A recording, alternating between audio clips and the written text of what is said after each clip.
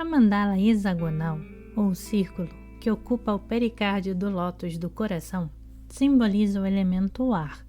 Considera-se que cada chakra está especialmente relacionado com um dos elementos terra, água, ar, fogo, éter e mente, que não são elementos químicos, senão que simbolizam estados de matéria e equivalem respectivamente a sólido, líquido, gasoso, etérico, astral e mental. Também podem simbolizar os planos físico, astral, mental, causal e etc.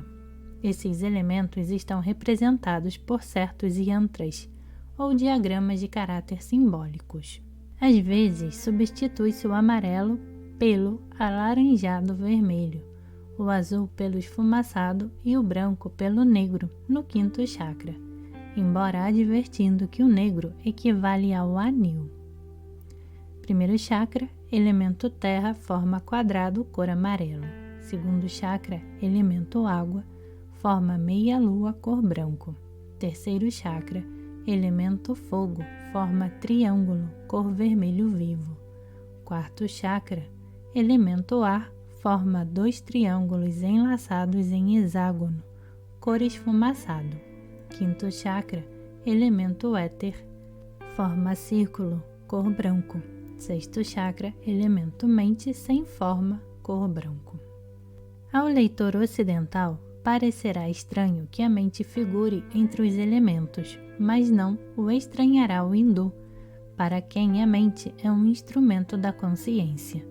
O hindu considera as coisas de um ponto de vista tão alto que parece situar-se no plano monádico. Por exemplo, na 7ª instância do Bhagavad Gita, diz Sri Krishna: terra, água, fogo, ar, éter, mente, discernimento e egoência. Eis a óctupla divisão de minha natureza. E mais adiante acrescenta: esta é minha natureza inferior. Os referidos elementos estão associados à ideia dos planos, como já dissemos, mas não parece que os chakras tenham relação com eles, ainda que, seguramente, quando o yogi medita sobre estes elementos e seus símbolos correlativos em cada chakra, recordará o esquema dos planos. Essa meditação também pode servir ao yogi para elevar o seu centro de consciência através dos subplanos do plano em que atua, até o 7º plano e por meio deste a outro superior. Completamente à parte da possibilidade de nos transportarmos em plena consciência a um plano superior, temos na meditação o meio de enaltecer a consciência de modo a que receba e perceba a influência de um mundo superior, simbolizada indubitavelmente no néctar de que fala o livro e do qual diremos algo mais ao tratar da atualização do Kundalini no centro superior. Na obra As Forças Sutis da Natureza, o Pandit Rama Prasad nos oferece um consciencioso estudo das razões das formas geométricas dos yantras. São demasiado extensas as explicações para serem aqui reproduzidas, mas resumiremos suas ideias capitais. Diz ele que, assim como existe um éter luminoso que transmite a luz aos olhos, assim há uma modalidade especial de éter para o olfato, paladar, ouvido e tato. Estes sentidos estão relacionados com os elementos que simbolizam os yantras. O olfato com o elemento sólido, quadrado, o paladar com o líquido, meia-lua, a vista com o gasoso, triângulo, o tato com o aéreo, hexágono, e o ouvido com o etérico, círculo. Acrescenta Rama Prasad que o som se propaga em círculo, ou seja, em radiações circulares, e daí o círculo do quinto chakra. Afirma que a luz se propaga em forma de triângulo, porque um ponto dado na onda luminosa se move um pouco para a frente e também em sentido normal à sua direção, de modo que, uma vez efetuado seu movimento, descreveu um triângulo, o que explica o triângulo no terceiro chakra. Diz igualmente que há um movimento de instinto do éter para as vibrações do paladar, olfato e tato, e explica o porquê das formas correspondentes a estes sentidos nos respectivos chakras. O antílope, por seu alípede, é um símbolo apropriado do ar, e o bija, ou semente mântrica, é Yam. O tio sobre a letra representa este som, e no tio adora-se a divindade deste chakra, a ilha de 3 olhos. Outros animais são o elefante, símbolo da terra, em razão de sua corpulência, e do éter quanto à sua força de resistência. O crocodilo, que simboliza a água no 2º chakra, e o carneiro, evidentemente considerado como animal agressivo no 3º chakra. Para certos propósitos, o yogi pode imaginar sentado sobre esses animais e exercitar a faculdade simbolizada por suas qualidades. Num desses mantras há uma formosa ideia que podemos explicar com referência à palavra sagrada Aum, que consta de 4 partes, A, U, M, e o Ardha Tanatra. Sobre esse particular diz a voz do silêncio. Então, não podem repousar entre as asas da grande ave. Sim, doce a descansar entre as asas do que não nasce nem morre, mas é o Aum pelos séculos eternos. E a senhora Blavatsky, num rodapé da mesma passagem, anota o seguinte sobre a grande ave. Kalahansa, o cisne. Diz o Navindupanishad, o Rig Veda, traduzido por Kumbhakonam. A sílaba A simboliza a asa direita do cisne, Aum, a asa esquerda, Ai, a cauda e o Ardha Madra, a cabeça. O yogi, depois de chegar em sua meditação à 3ª sílaba, passa à 4ª, ou seja, ao silêncio subseguinte, e neste silêncio pensa na divindade. As divindades atribuídas a cada chakra variam segundo o livro.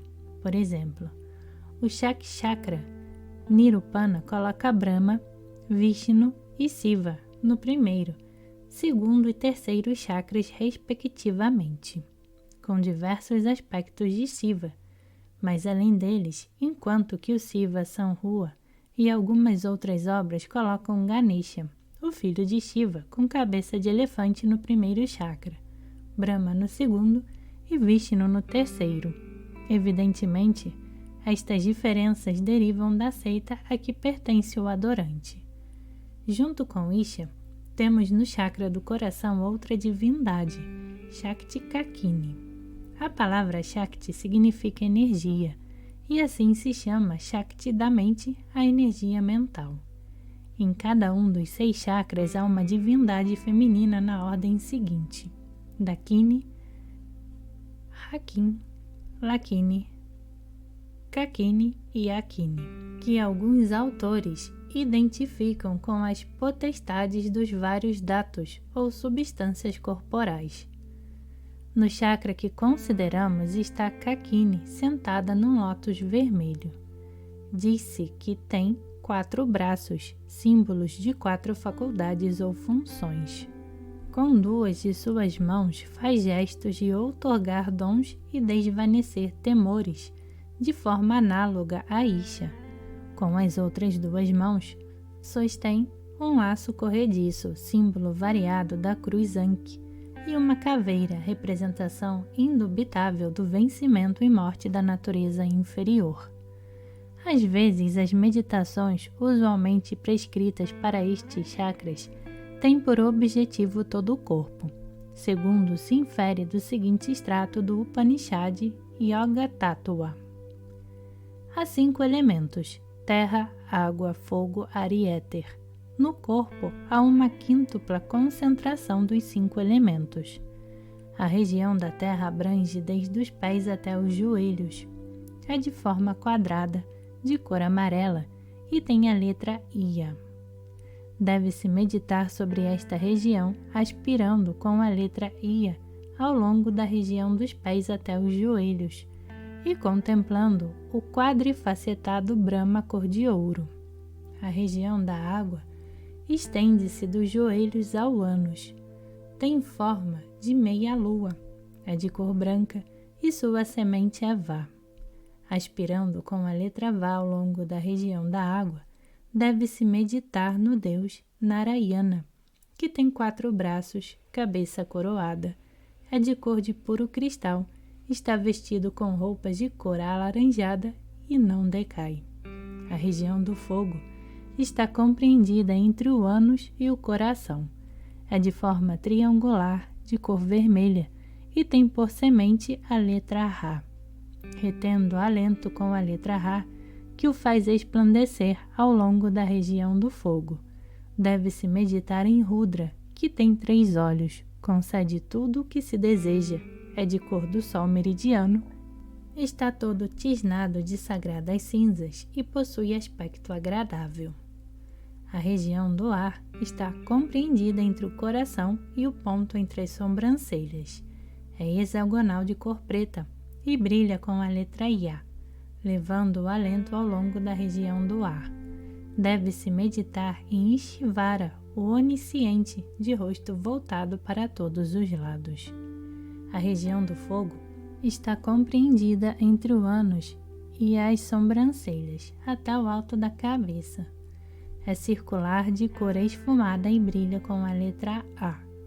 Levantando o alento ao longo da região do éter, deve-se meditar em Sudashiva, considerando nos seguintes aspectos: produtor de felicidade, em forma de gota, o Deva Supremo, em forma de éter, brilhante qual puro cristal, com a meia-lua sobre a cabeça, 5 rostos, 10 cabeças e 3 olhos, atitude pacífica, armado de todas as armas, engalanado com toda a classe de ornamento, com a deusa Uma numa metade de seu corpo, disposto a outorgar favores e causa de todas as causas. Isto confirma até certo ponto nossa opinião de que, em alguns casos, os princípios sobre os quais se nos exorta a meditar se aplicam às partes do corpo com o objetivo exclusivamente mnemotécnico e não com deliberada intenção de influir naquelas partes. No centro do lótus do coração ou chakra cardíaco está desenhado um trigona ou triângulo invertido. Não é ele uma característica de todos os chakras, mas tão somente do fundamental, do cardíaco e do frontal, nos quais há 3 nós especiais ou grantes, através dos quais o Kundalini tem de abrir passagem. Ao primeiro nó se costuma chamar o nó de Brahma, ao segundo o de Vishnu, ao terceiro o de Shiva. Este simbolismo parece significar que a penetração destes chakras requer uma especial mudança de estado, possivelmente da personalidade ao ego e do ego à mônada, as regiões em que podemos afirmar que governam os citados aspectos do Supremo. Contudo, também pode-se considerar esta verdade de um modo secundário ou subalterno, porque temos observado que o chakra cardíaco recebe impressões da parte superior do corpo astral, o chakra laríngeo do mental e assim sucessivamente. Em cada triângulo, a deidade está representada como um linga, ou um instrumento de união. O Jivatma, literalmente ser vivente, dirigido para cima como a chama de uma lâmpada, é o ego, assim representado provavelmente porque os acidentes da vida material não afetam como a personalidade. O segundo lótus, representado imediatamente abaixo do maior, é também uma característica especial deste chakra. Utiliza-se como lugar de meditação com a forma do instrutor ou do aspecto da divindade que o adorador invoca, ou se lhe assinala como objeto de meditação. Aqui o devoto imagina uma ilha de pedras preciosas, com formosas árvores e um altar para adoração, segundo o Gheranda Samhita descreve nos seguintes termos: que o devoto imagine haver um mar de néctar em seu coração, que no meio deste mar há uma ilha de pedras preciosas, com pó de diamantes e rubis por areia, que por toda parte medram cadambas carregados de flores perfumadas, que junto destas árvores, à maneira de baluarte, há outras em flor, tais como malate, malika, chati, quesara, gnampaka, bajada e padma, cuja fragrância se difunde por todos os âmbitos da ilha. O yogi deve imaginar que em meio deste jardim se ergue uma formosa árvore kalpa, com 4 ramos repletos de flores e frutas que simbolizam os 4 Vedas. Zumbem os insetos e canta o cuco. Imagine o yogi junto da árvore com uma suntuosa tarina de pedras preciosas e sobre a tarima um riquíssimo trono coalhado de joias, e que neste trono se senta sua particular deidade, segundo lhe ensinou o seu instrutor, que medite de forma apropriada nos ornamentos e veículos desta deidade. O adorador imagina esta formosa cena tão vividamente que se arrouba em seu pensamento e se esquece, entretanto, por completo do mundo exterior. Contudo, o processo não é estritamente imaginativo, porque é também um meio de se pôr constantemente em contato com o Mestre.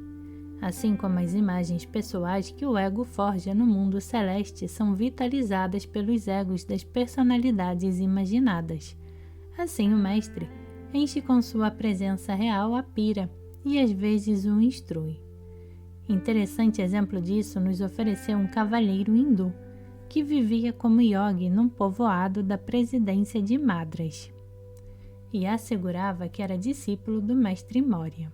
Ao viajar pela Índia, há cerca de 45 anos, passou pelo povoado onde vivia aquele indivíduo, o qual, com efeito, chegou a ser seu discípulo, e dizia que não se havia separado de seu mestre depois da despedida pessoal, porque este lhe aparecia frequentemente para instruí-lo por meio de um centro de energia residente em seu interior.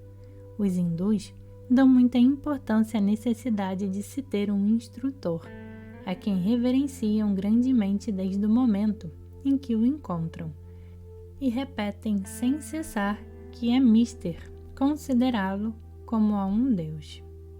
O Upanishad Tejobindo diz a esse respeito que o extremo limite de todos os pensamentos é um instrutor.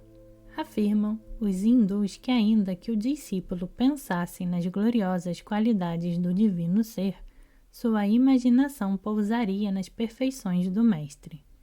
Aqueles dentre nós que conhecem os mestres se apercebem da verdade de semelhante afirmação, pois seus discípulos acham neles esplêndidas e gloriosas alturas de consciências, mas além de toda a expectativa. Não é que considerem o mestre igual a Deus, senão que o grau de divindade alcançado pelo mestre supera tudo o que os discípulos suspeitam.